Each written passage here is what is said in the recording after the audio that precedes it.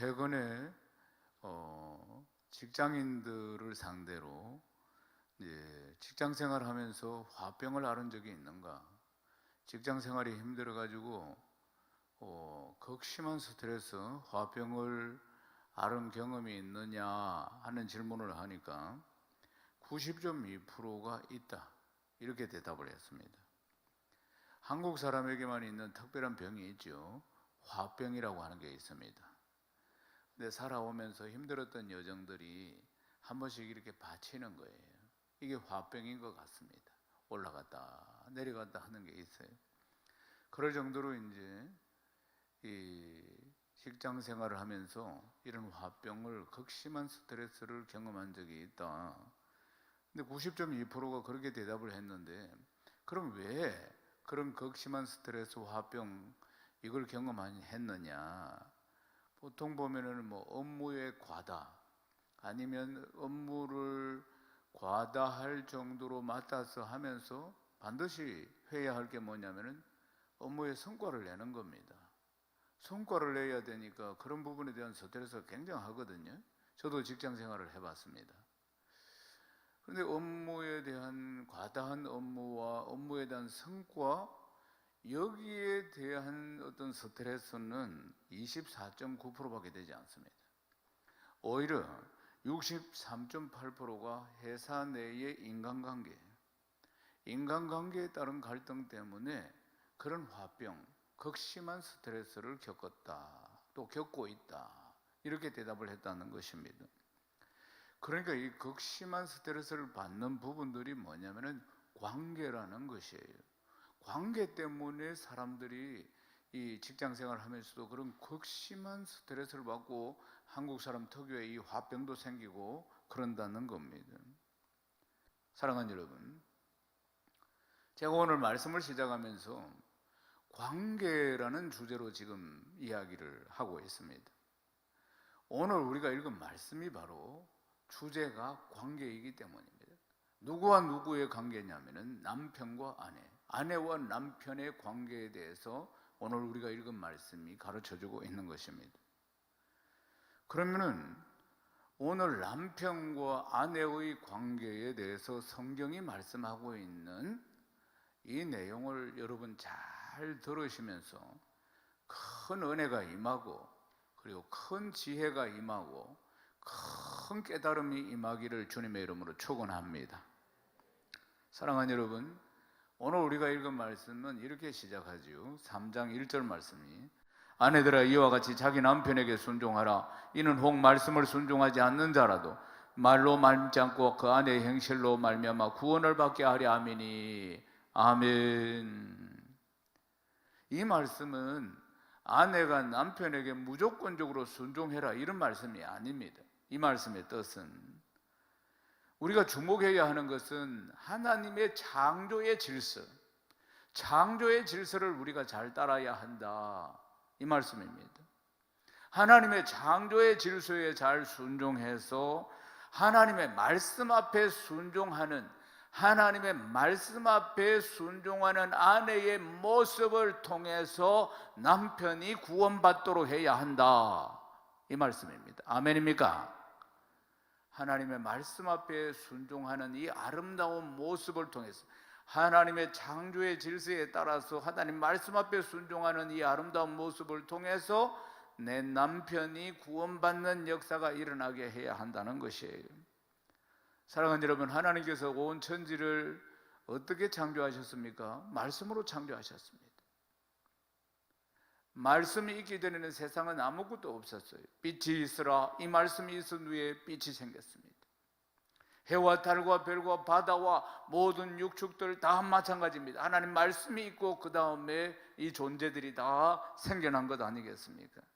하나님의 창조의 질서는 하나님의 말씀을 따라 사는 것입니다. 하나님 창조의 질서는 하나님의 말씀을 따라 사는 것입니다. 하나님의 말씀이 우선이고 그 뒤에 이 피조물이 따라가는 것입니다. 하나님 말씀이 먼저 앞서가는 것이에요. 하나님이 다 말씀으로 다 창조하시고 난 뒤에 보시기에 너무 좋았더라, 그렇게 말씀하시잖아요. 하나님 보시기에 좋았더라. 그러니까 하나님 말씀이시고, 하나님은 또 우리의 머리가 되시고 우리 주인 되시고, 그리고 우리는 그 말씀을 따를 때 그것이 바로 창조의 질서를 따르는 것이고, 그럴 때 보시기에 아름다운 삶이 되는 줄로 믿습니다.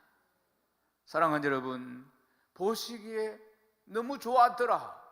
이 말씀은 우리가 창조의 질서를 따라 하나님의 말씀 앞에 순종하는 삶을 살 때 하나님 보시기에 아름다운 모습이 된다는 것입니다.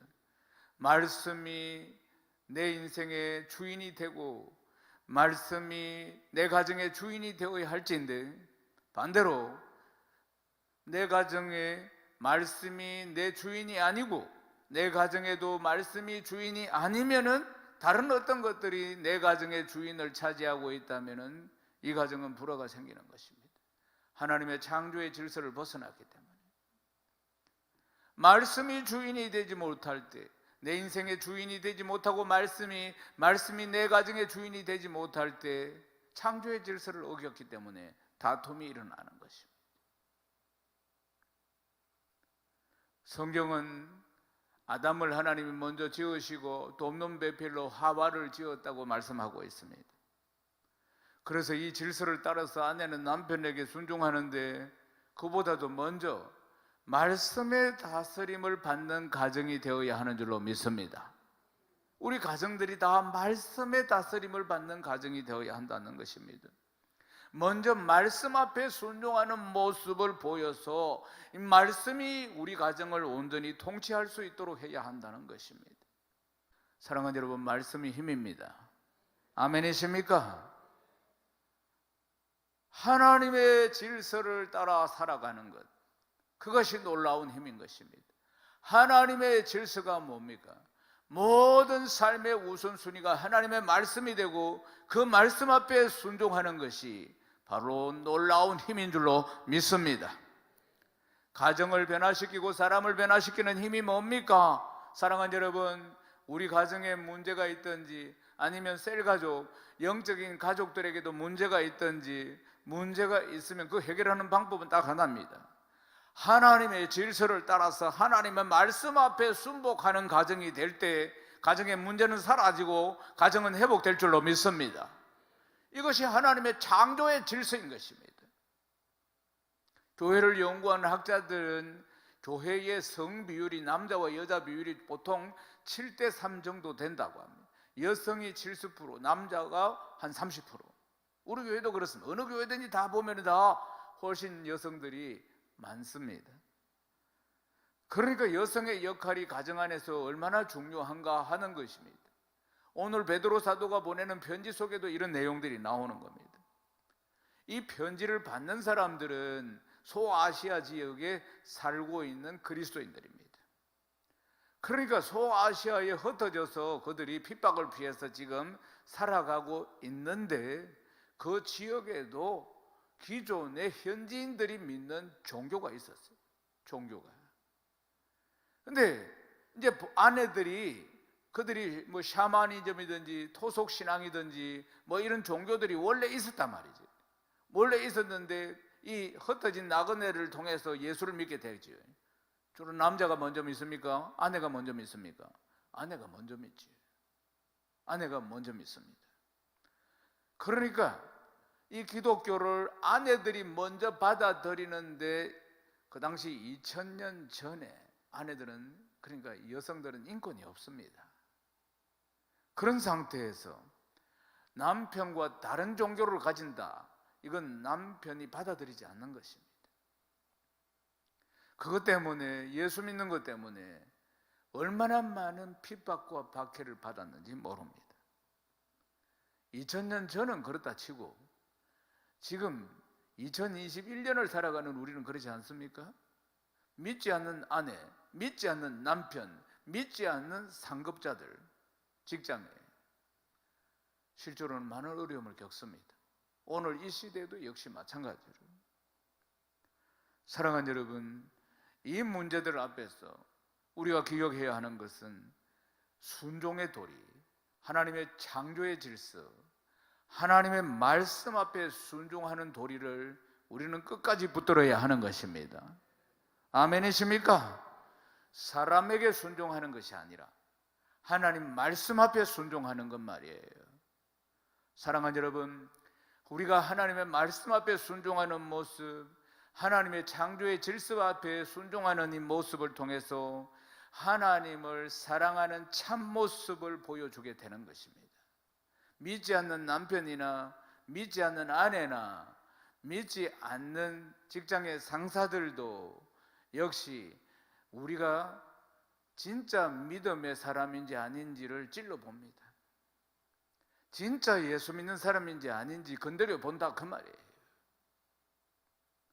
사랑하는 여러분, 정말 하나님의 질서, 하나님 말씀 앞에 순종하는 삶이 참으로 아름다운 모습인데, 이 아름다운 모습을 보여주면은 구원받는 역사가 일어납니다. 오늘 성경이 우리에게 가르쳐주고 있는 모습입니다. 내 남편도 내 아내도 역시 마찬가지입니다. 사랑하는 여러분, 남편을, 아직도 믿지 않는 남편을 구원받게 하는 복된 아내, 복된 지혜, 오늘 이 예배를 통해서 넘치도록 받으시기를 주님의 이름으로 축원합니다. 베드로전서 3장 2절에서 4절 말씀을 읽겠습니다. 너희의 두려워하며 정결한 행실을 봄이라. 너희의 단장은 머리를 꾸미고 검을 차고 아름다운 옷을 입은 외모로 하지 말고 오직 마음에 숨은 사람을 온유하고 안정한 심령에 섞지 아니할 것으로 이는 하나님 앞에 값진 것이니라. 아멘. 지혜로운 아내에 대해서 말씀하는데, 지혜로운 아내는 시선이 어느 곳을 향해 있어야 하는가? 남편의 시선은 정결한 행실을 향해 있습니다.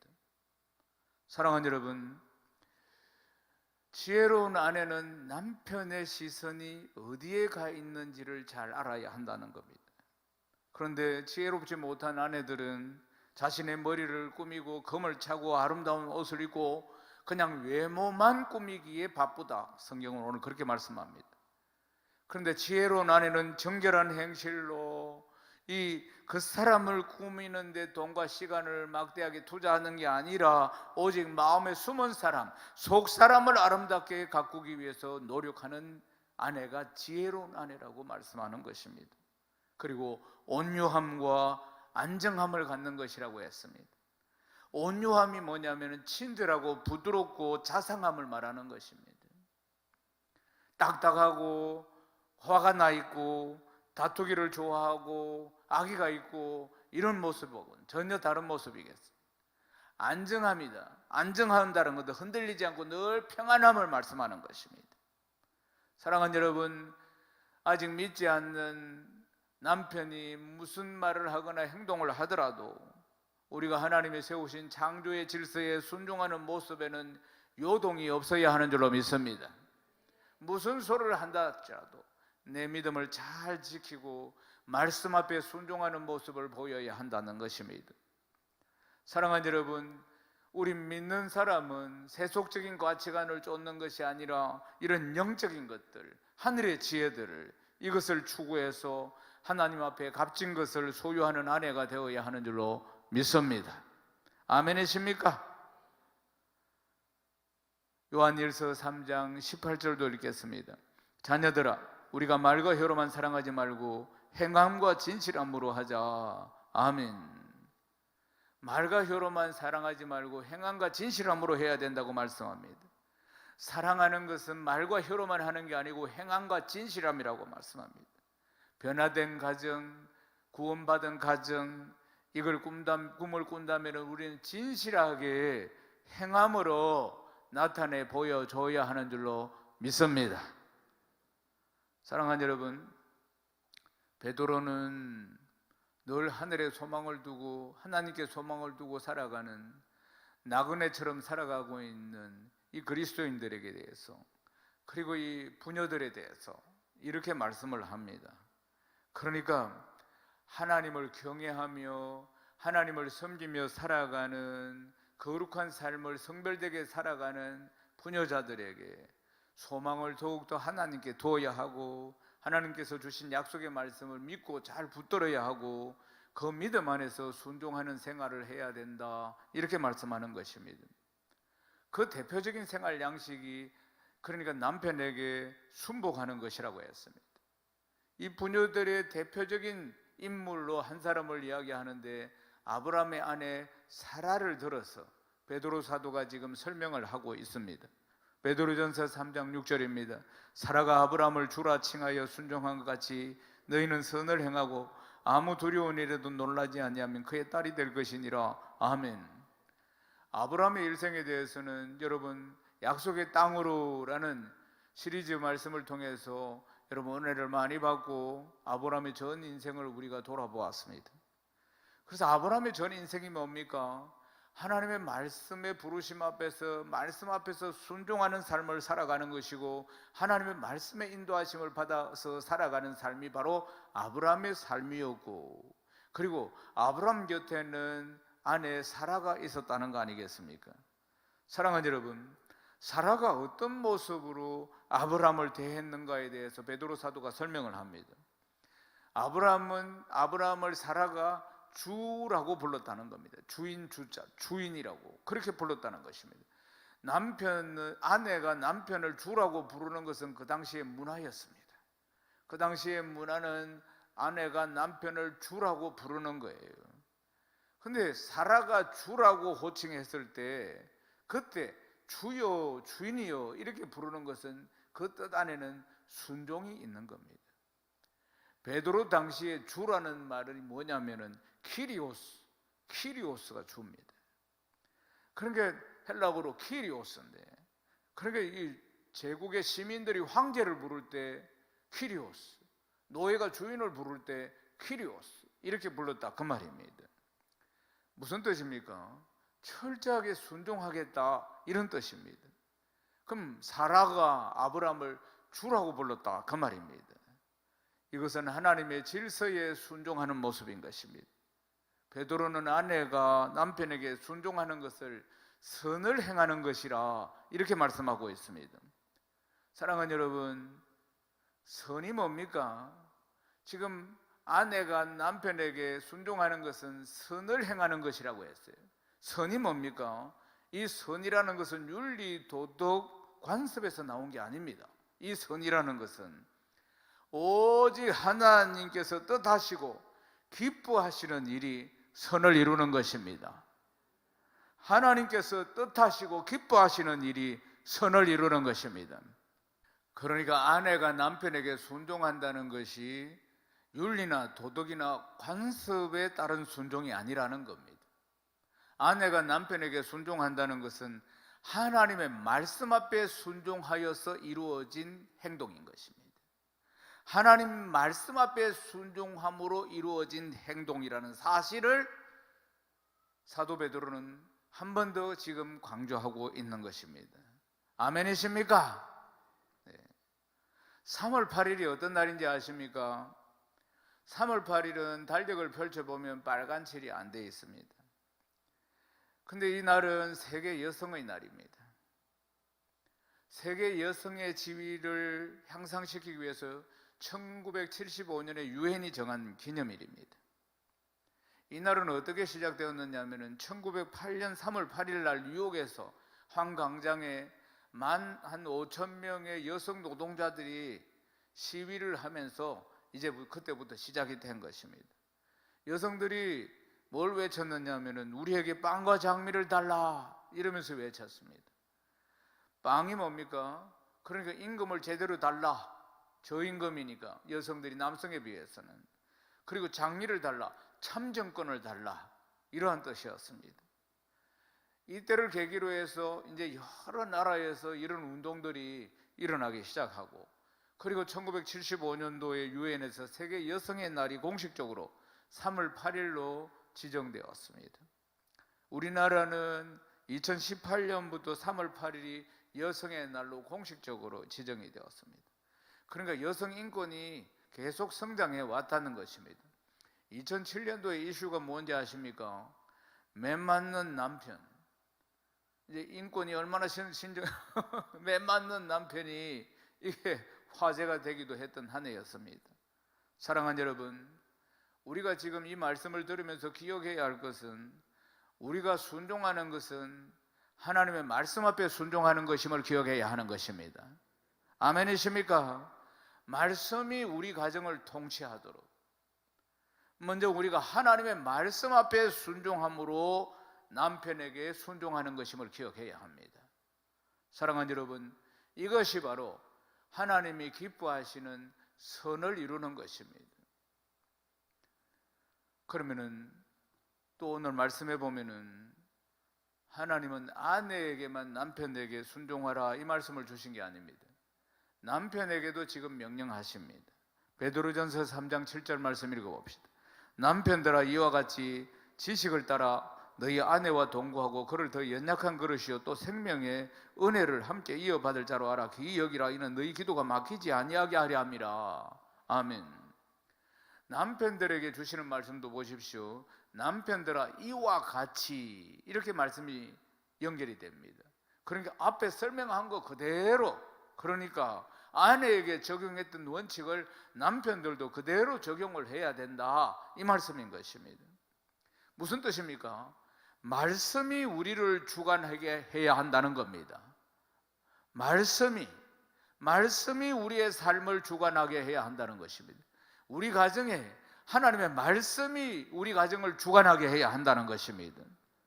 아내들에게 그 말씀을 따라 순종하라고 한 것처럼 남편들도 역시 마찬가지입니다. 말씀을 따라 순종해야 한다 그 말씀인 것입니다. 사랑하는 여러분, 이 베드로 전서가 기록될 당시에 2000년 전에 그 당시에 여성들이 인권이 없었습니다. 아내는 남편의 마치 소유물처럼 여겨졌어요. 그래서 남편들이 아내를 함부로 대하기가 일쑤였습니다. 그러나 하나님의 말씀이 다스리는 이 하나님의 통치 안에서는 아내는 결코 남편의 소유물이 될 수 없는 것입니다. 지식 안에서, 그리고 아내는 연약한 그릇이요 생명의 은혜를 함께 이어받을 자라고 성경은 말씀하는 것입니다. 아내는 육신적으로 보면은 남편보다는 연약한 그릇입니다. 그래서 남자가 남편이 아내를 함부로 대해서 안 된다고 말입니다. 배려하고 잘 섬겨야 한다는 것입니다. 그런데 하나님의 구원이라는 역사, 하나님의 구원이라는 축복 아래서 보면은 아내는 결코 약한 존재가 아닌 것입니다. 동등한 자격을 가지고 있는 존재라는 것이에요. 생명의 은혜를, 구원의 축복을 함께 이어받는 자라 그 말입니다.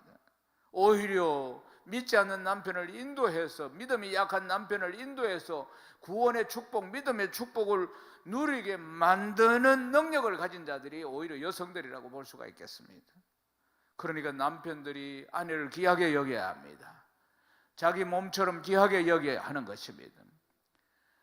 남편이 아내를 귀하게 여겨야 하는 이유는 오늘 베드로 사도가 기도가 막히지 않게 하기 위함이라고 했습니다. 사랑하는 여러분, 기도는 영적인 호흡이고 하나님과 교제하는 방법입니다.